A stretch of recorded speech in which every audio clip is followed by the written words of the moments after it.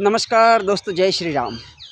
दोस्तों, कई बार अमूमन हर इंसान के जीवन में एक ना एक दौर ऐसा आता है जब सारी कोशिशों के बावजूद भी उन्हें वो नतीजे नहीं मिलते जो वो अपने जीवन में करना चाहते हैं।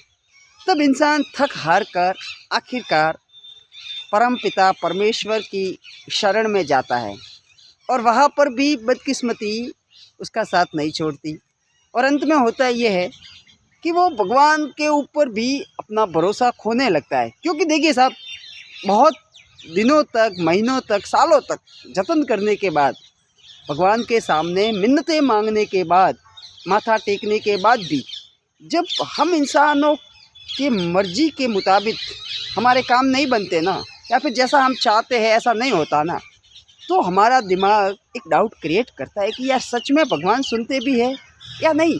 कहीं ऐसा तो नहीं है कि मैं ऐसे ही भगवान के सामने मांगे जा रहा हूँ और भगवान तो हमारी सुनते ही नहीं है, पता नहीं वो कहाँ बिजी है।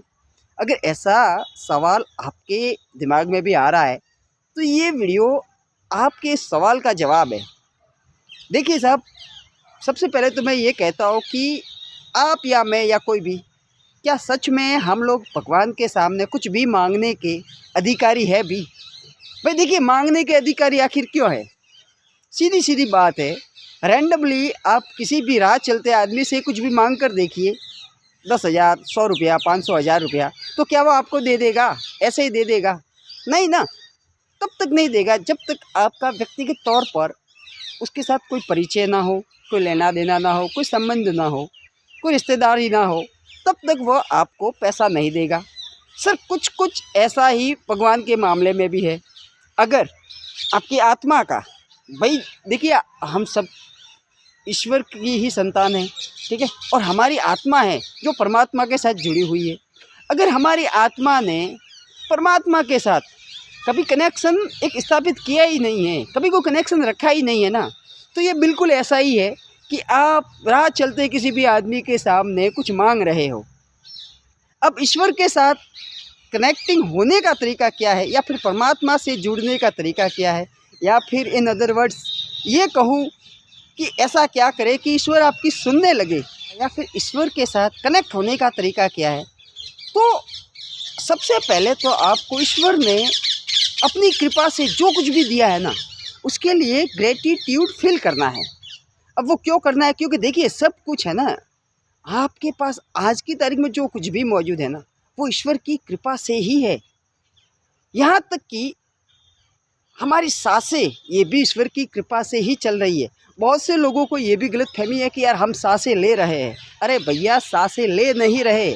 हम जब सो रहे होते हैं ना नींद में, फिर भी सांसें चल रही होती है, दिल धड़क रहा होता है, ये सब ऑटोमेटिकली हो रहा है। इसके लिए ऐसा नहीं है कि हम लोग एक्स्ट्रा एफर्ट लगा रहे हैं।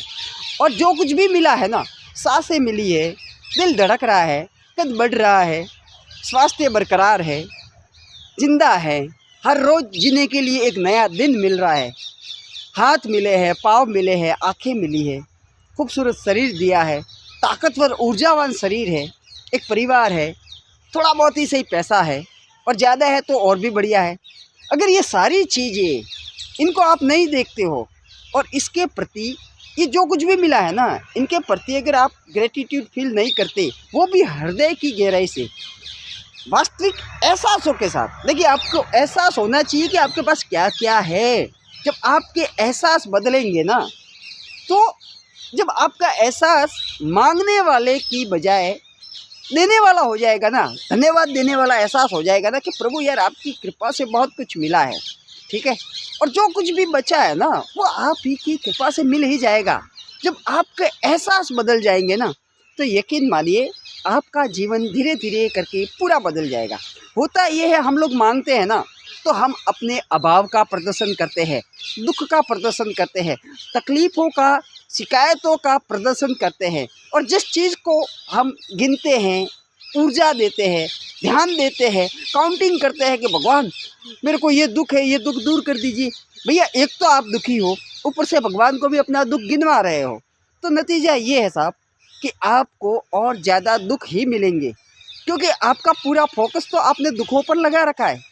भाई आपका ध्यान शिकायतों पर ही है, आपकी पूरी ऊर्जा आपने अपनी तकलीफ़ों पर लगा रखी है। और देखिए एक सिस्टम है साहब इस प्रकृति का, इस यूनिवर्स का एक सिस्टम है कि आप जैसा ध्यान जहाँ पर लगाओगे ना वो चीज़ें बढ़ेगी। फिर आप दुख पे लगाइए, तकलीफ़ों पर लगाइए, या फिर आपके पास जो कुछ भी है उन पर लगाइए, आपकी चॉइस है। देखिए ये कहना बहुत आसान है, परंतु सत्यता यही है कि जब तक आप अपना ध्यान, अपनी ऊर्जा उन चीज़ों पर नहीं लगाओगे जो आपके पास है, और उसके प्रति अगर आप ग्रेटिट्यूड फील नहीं करोगे ना, तो आपको वो चाहिए ना, जो भी चाहिए ना, वो नहीं मिलेगा। आप भगवान के सामने कितने भी बैठ जाइए, आपको शुक्रगुजार रहना पड़ेगा, आपको खुश रहना पड़ेगा वर्तमान में, अपनी वर्तमान परिस्थितियों के लिए।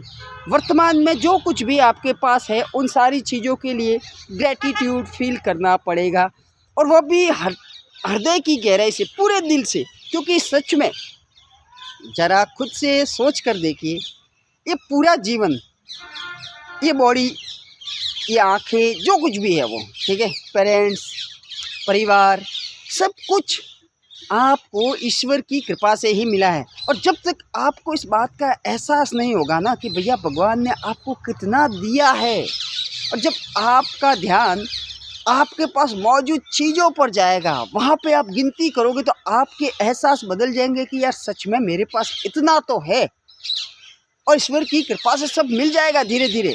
जब आपके एहसास बदलेंगे ना, जब आप मांगने की जगह धन्यवाद देने की प्रक्रिया करोगे ना, तो ये यूनिवर्स, ये ईश्वर, ये प्रकृति अपने आप आपके विचारों के साथ, आपकी भावनाओं के साथ, आपकी ऊर्जा के साथ, आपके ध्यान के साथ तालमेल बैठाएगी, और वो चीज़ें एक एक करके आपके जीवन में अपने आप भेजेगी। सारे रास्ते अपने आप बनने लगेंगे। जो आपको चाहिए, आपको पाने के लिए देना पड़ेगा। जी हाँ, पाने के लिए देना पड़ेगा। और देना क्या है? धन्यवाद। वो भी हृदय की गहराई से, पूरे दिल से, अंतरात्मा के साथ, और सच में इतने पक्के एहसासों के साथ देना है। क्योंकि आपके और मेरे जीवन में जो कुछ भी है ना, वो हमारे एहसासों की बदौलत ही है। हमारे एहसास, हमारे विचार, हमारी भावनाएं, ये सब मिलकर ही हमारे जीवन का निर्माण करते हैं।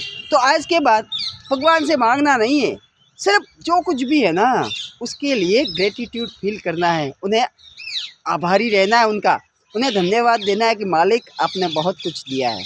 Thank you.